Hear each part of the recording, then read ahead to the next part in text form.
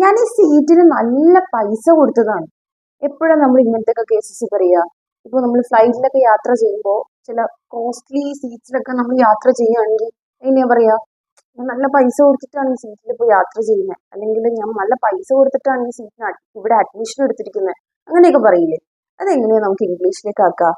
അപ്പോൾ ഞാൻ കൊടുത്തതാണ്, അതായത് നല്ല പൈസ കൊടുത്തതാണ്. അപ്പൊ ആദ്യം ഐ പെയ്ഡ്, ഇത് നമ്മൾ കൊടുത്തു, അപ്പൊ അത് പാസ്റ്റ് ടെൻസ് ആണല്ലോ. അപ്പൊ ഐ പെയ്ഡ് നല്ല പൈസ.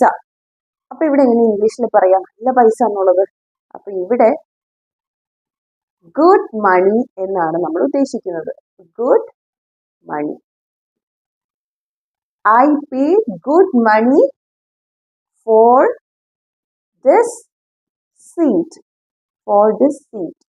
അപ്പൊ ഇവിടെ ഗുഡ് മണി എന്ന് ഉദ്ദേശിക്കുന്നത് എന്താണ്? നല്ല പൈസ, അതായത് ഒരുപാട് പൈസ മുടക്കിയിട്ടുണ്ട് എന്നാണ് ഉദ്ദേശിക്കുന്നത്. I paid good money for this seat. Thank U.